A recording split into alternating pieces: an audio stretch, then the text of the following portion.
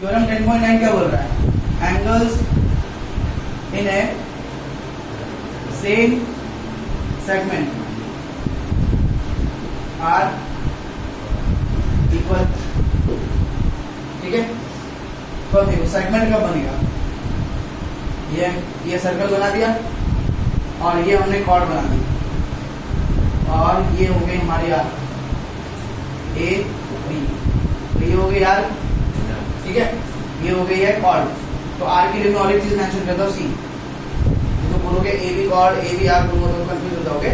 So let us say this one is called A B, ठीक है, and this one is R A C B, और इस तरफ भी और एक आर्क है। ठीक है, so this arc is A D B.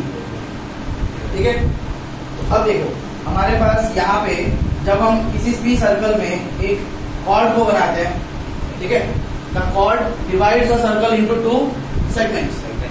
जैसे हम इस सर्कल के अंदर में एक कॉर्ड बना दिए, इस सर्कल के दो पार्ट्स हो गए। ठीक है, and each of this part is known as a segment. दोनों को ही क्या बोला जाता है? सेगमेंट। एक छोटा है और एक बड़ा है, छोटे वाले को माइनर और इसको मेजर सेगमेंट। ठीक है, तो इस थ्योरम में क्या बोल रहा है? Angles in a same segment are equal. जैसे ये एक सेम सेगमेंट है ना, ये पूरा का पूरा क्या है? मेजर सेगमेंट है। ठीक है, तो इस मेजर सेगमेंट में मैं कहीं भी अगर कोई एंगल बनाऊं, यहाँ एक एंगल बनाया, मान लो यहाँ और एक एंगल बनाया मैंने, यहाँ और एक एंगल बनाया, और यहाँ और एक एंगल बनाया। यहाँ एक एंगल है, यहाँ पे एक है, यहाँ पे एक, और यहाँ पे एक। तो मान लेते हैं ये एंगल P, ये Q, ये R, ये S। तो ये चारों के चारों एंगल्स एक ही सेगमेंट में है ना, कि अलग अलग सेगमेंट्स में? एक ही सेगमेंट में ना। तो ये सारे एंगल्स क्या होंगे? इक्वल। क्या होंगे? इक्वल। ठीक है, क्योंकि थ्योरम बोल रहा है अगर सारे एंगल सेम एक ही सेगमेंट में हो तो सारे इक्वल होंगे। अब मैं और एक एंगल बनाता हूं, सपोज मैं यहाँ पे और एक एंगल बनाया मैंने ये। ठीक है, अब मान लेते हैं कि मैं एंगल लेता हूँ APB और यहाँ से एंगल लेता हूँ AXB। क्या ये इक्वल होंगे? हाँ, नहीं। क्यों नहीं इक्वल होंगे? सेम सेगमेंट में, because they are not in the same segment. क्योंकि APB जो है ये कौन से सेगमेंट में है? ये है मेजर सेगमेंट में। कौन से सेगमेंट में? और ये एंगल कहाँ लाई कर रहा है? This line in the minor segment. ठीक है, तो दोनों अलग अलग सेगमेंट्स में है। तो इस सेगमेंट के एंगल्स, जैसे कि मान लो मेजर सेगमेंट के जो एंगल्स बनेंगे वो माइनर सेगमेंट के एंगल्स के साथ मैच नहीं करेंगे।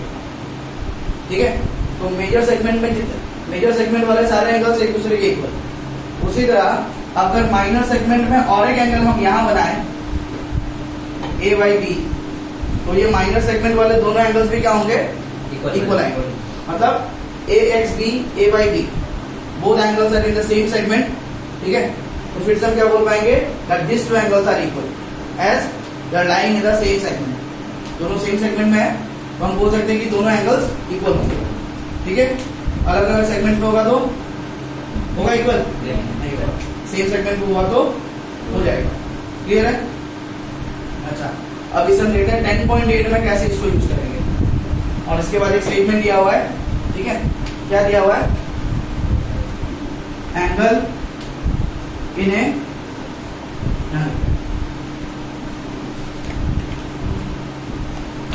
Angle in A semi circle is always a right angle. ठीक है, सेमी सर्कल में जब भी कोई एंगल बनेगा, ठीक है, वो हमेशा क्या होगा? क्या होगा? राइट एंगल होगा। हमें क्या दिखाना है? Angle in A semi circle is a always a right angle. अब हम यहाँ की बात करते हैं। ठीक है, तो जब मैंने ये आर्क बनाया था, दोनों आर्क कैसे थे? इक्वल। अब आर्क इक्वल है तो हम ऐसे भी बोल सकते थे, यहाँ पे ये AB को मैं कॉर्ड कंसीडर कर लेता हूँ। AB क्या है? कॉर्ड। तो फिर से भी बताया था यहाँ पे कि अगर हम सर्कल में कॉर्ड को बनाते हैं, कॉर्ड क्या करता है? सर्कल के दो पार्ट्स कर देता है and each part is known as a segment. अब यहाँ पे दोनों पार्ट्स क्या है, दोनों सेगमेंट्स इक्वल है, ठीक है। So each part will be known as a semi circle. क्या कहेंगे, सेमी सर्कल। तो ये एक सेमी सर्कल है और ये और एक सेमी सर्कल है। So this is, suppose this is semi circle 1, this is semi circle 2। तो हमारे पास दो सेमी सर्कल्स हैं, ठीक है। अब हम थोड़ा सा देखते हैं 10.8 क्या कह रहा था, ठीक है। 10.8 ये कह रहा था ना कि अगर ये आर्क को मैं कंसीडर करूं, अब हम सेगमेंट की बात नहीं कर रहे, इसकी बात करें 10.8 में आर्क की बात की गई। वहां पे क्या बोला था, अगर मैं इस आर्क को लूं, इस आर्क से अगर मैं सेंटर में एक एंगल बनाता हूं और इसी सेम आर्क से मैं remaining part of the circle में और एक एंगल बनाता हूं, तो क्या बोला था, सेंटर वाली जो एंगल होगी वो रिमेनिंग पार्ट वाले एंगल की क्या होगी, डबल होगी, राइट। अब ये क्या बोल, अब सेगमेंट के टर्म्स में समझते हैं। तो सेगमेंट के टर्म्स में मैंने AB को क्या बोला था, chord, and AB is a chord which is passing through the centre, ठीक है। AB क्या है, कॉर्ड है जो कहां से पास हो रही है, सेंटर में से। So the chord passing through the centre is known as diameter. AB क्या होगा मेरा, diameter. And since diameter is a straight line, diameter एक स्ट्रेट लाइन बनाती है, तो ये ट्वाइस एक्स वाली एंगल कितनी की होगी, कितनी की होगी, 180। तो यही से मिल रहा है ना, देखो कि मेरी डायमीटर है, तो डायमीटर जो है वो कितने एंगल की होगी, स्ट्रेट लाइन बनती है, एंड स्ट्रेट लाइन मतलब स्ट्रेट एंगल, कितना एंगल होगा, 180। तो यहाँ का एंगल अगर मिल जाए तो अब मैं यहाँ का एंगल निकाल सकता हूँ by finding the value of x। तो मुझे यहाँ पे क्या मिला, ट्वाइस x इक्वल टू 180।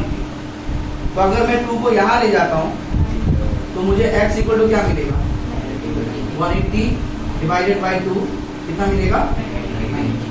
मतलब अगर ये 180 है तो ये एंगल मेरा क्या होगा, 90 डिग्री, है ना।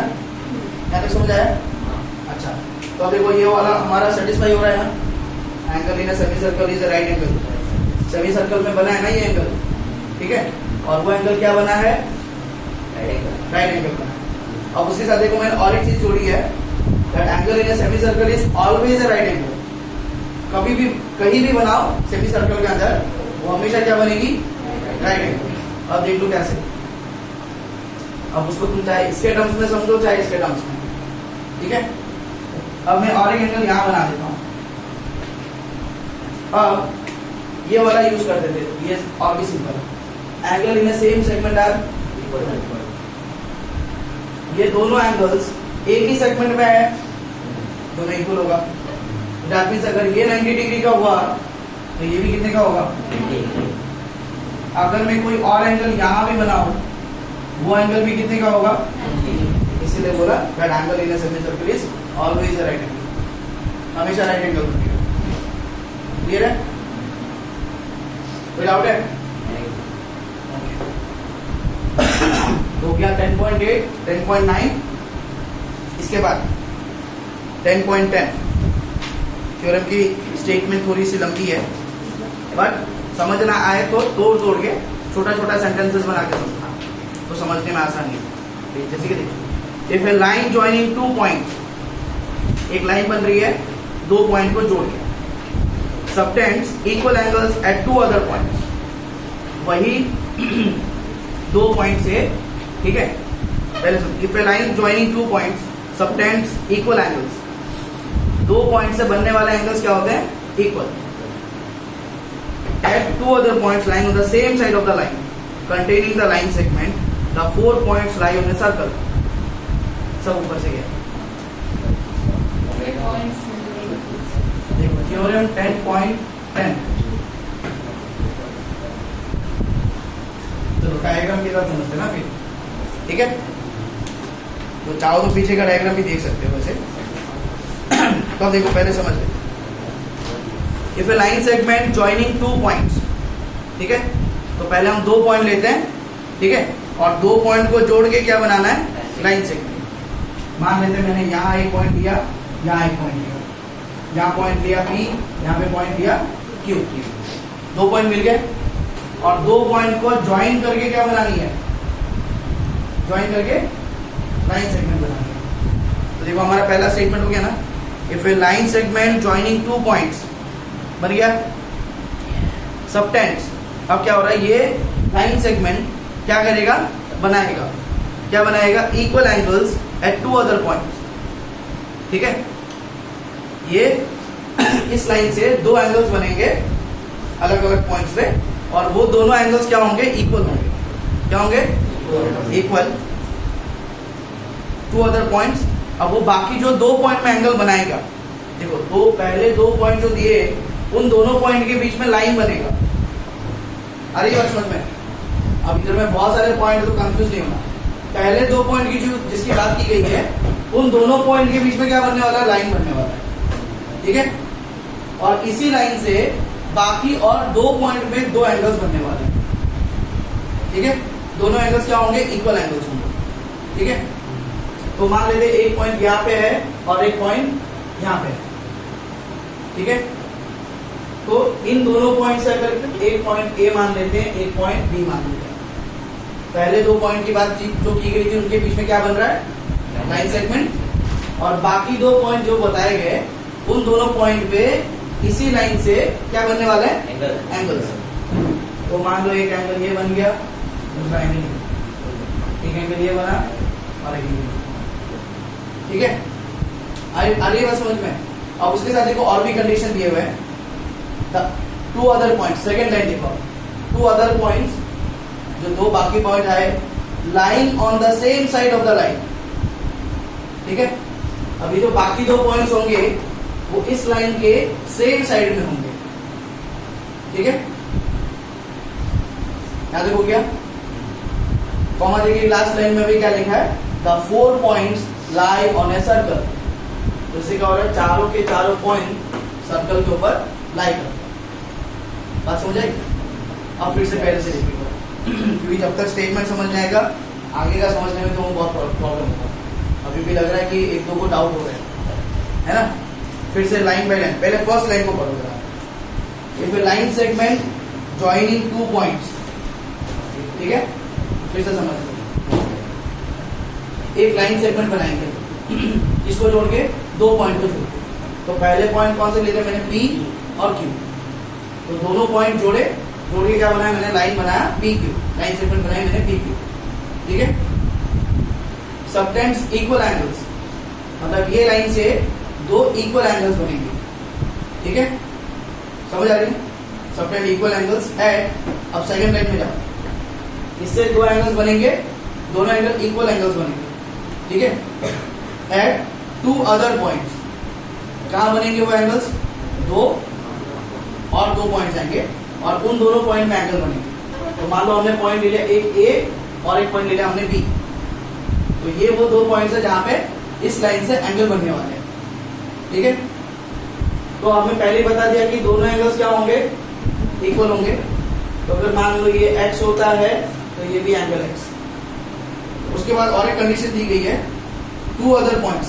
अब सेकंड लाइन पढ़ो, जो बाकी दो पॉइंट्स की बात की गई थी ना, टू अदर पॉइंट्स मतलब ये वाले दो पॉइंट्स जिनमें एंगल्स बनते हैं, line on the same side of the line. ये दो पॉइंट्स कहां होंगे, इस लाइन के सेम साइड में होंगे। मान लो अगर मैं कोई पॉइंट यहां लेके अगर ये एंगल बना दूं, अब क्या ये दोनों पॉइंट सेम साइड में हुए। मान लो अगर मैं यहाँ पे पॉइंट सी ले लेता हूँ, अब ये दोनों पॉइंट ले लिए, अब यहाँ इक्वल एंगल भी बन रहे हैं, बट क्या ये दो पॉइंट्स इस लाइन के सेम साइड में है, नहीं है ना। तो ये बताया गया कि दोनों पॉइंट्स कहाँ होने चाहिए, लाइन के सेम साइड में। समझ आए फिर? तो जाके क्या होगा कि ये चारों पॉइंट्स सर्कल के ऊपर लाई करेंगे। ठीक है, और अगर किसी भी सर्कल के ऊपर चार पॉइंट्स आते हैं, ठीक है, उन पॉइंट्स को क्या कहते हैं, दैट इज बोल के देखो ब्रैकेट भी दिया हुआ है, क्या कहते हैं, कॉन्साइक्लिक। क्या कहते हैं, कॉन्साइक्लिक। कॉन्साइक्लिक मतलब 4 points line on a circle. 4 points अगर सर्कल के ऊपर बनते हैं तो इन चारों पॉइंट्स को हम क्या कहते हैं, कॉन्साइक्लिक। जैसे कोलिनियर था, एक ही स्ट्रेट लाइन के ऊपर अगर हमें 3 या 3 से ज्यादा पॉइंट मिल गए तो इन पॉइंट्स को हम क्या कहते हैं? कोलिनियर पॉइंट्स कहते हैं। क्या कहते हैं? Collinear points. उसी तरह एक सिंगल सर्कल के ऊपर 4 पॉइंट अगर आ जाए, ठीक है, तो इनको क्या कहते हैं? क्या कहते हैं? कॉन्साइक्लिक। ठीक है, तो अभी देखो यहाँ पे कुछ कंडीशंस है, हमें 2 कंडीशंस को ध्यान में रखना है। ठीक है, क्या कंडीशंस है? That angles at the 2 points should be equal। ये जो 2 पॉइंट में जो एंगल्स बन रहे हैं, ठीक है, हमारे पास इस थ्योरम में 2 कंडीशंस हैं, तब जाके ये कॉन्सेक्टिव होगा। तो पहला कंडीशन ये है कि थ्योरम में बोला हुआ है ना, दैट सबटेंड इक्वल एंगल्स, मतलब ये जो 2 एंगल्स बनेंगे वो 2 एंगल्स क्या होने चाहिए? Equal. Angles at the 2 points should be equal. पहला कंडीशन ये हो गया। दूसरा कंडीशन अब ये है, points should be on the same side of the line segment. ठीक है, पहला पॉइंट क्या है? पहला कंडीशन है कि उन दोनों पॉइंट पे जो बनने वाले एंगल्स हैं, दोनों एंगल्स क्या होने चाहिए? इक्वल। दूसरा पॉइंट क्या है? दूसरा पॉइंट है कि the points should be on the same side of the line segment. दोनों पॉइंट्स लाइन के सेम साइड में होने चाहिए। कौन सी लाइन पे? तो पहले 2 पॉइंट के बीच में जो लाइन बनी। ठीक है, तो ये 2 कंडीशन अगर फुलफिल हुए तब जाके क्या होगा? We can say that the 4 points are concyclic, that means the 4 points lie on the circle. Clear है? समझ आया भी? फटाफट से ड्रॉ करो।